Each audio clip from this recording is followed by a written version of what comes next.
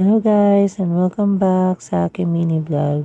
So for this episode naman ay magto-throwback nga tayo ngayon sa dating Alabang Skaters PH.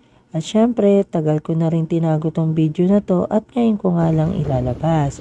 Papunta ako dyan sa may Central Park dahil nagkaroon nga kami noon ng isang kill skate at magkikita-kita nga kami dyan para magkaroon ng isang banding at kulitan dahil yun yung dati namin ginagawa.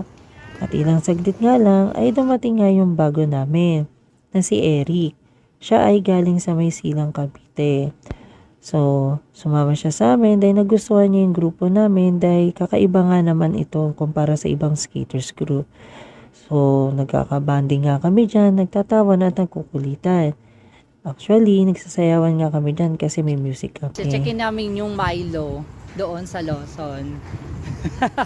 Kasi kahapon pa raw, hindi raw matigas daw yung Milo kahapon pa. So ngayon, checkin natin kung matigas na.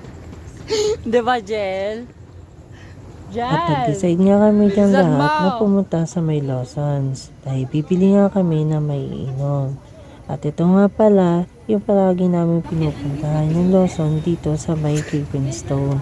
Dahil ito yung all-time favorite ng Alabang Skaters PH. At ito na nga ay nasa counter na kami para bumili na may inom. After namin makainom, ay bumalik na nga kami sa may Central Park. Katatapos lang namin sa Lawson. Ayan, uminom lang kami. Kasi ito, nakakatuwa kami kanina pa. Promise.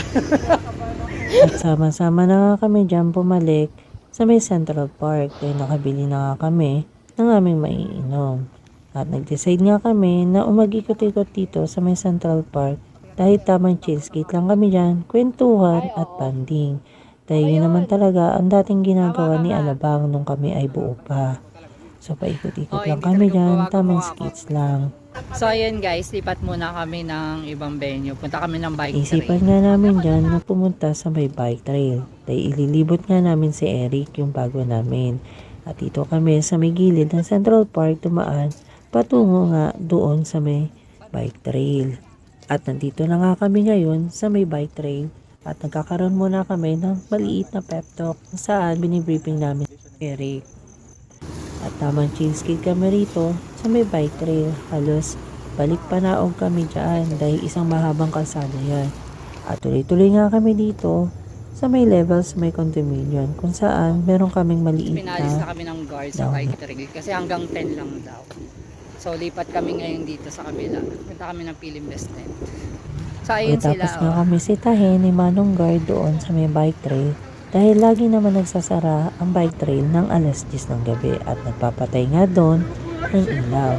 At nag-decide nga kami na pumunta dito sa may Phil Investment. Dito lamang yan sa may gilid. At naisipan nga namin dito mag-chill skate. At kung makikita nyo nga, ay lahat nga kami ay naka-LED wheels. So paikot-ikot lamang kami dyan. Ang kwentuhan, tawanan, at banding. Dahil yun talaga ang ginagawa ni Alabang Skaters PH. So ayun guys, magmamakdo muna kami. Dito kami.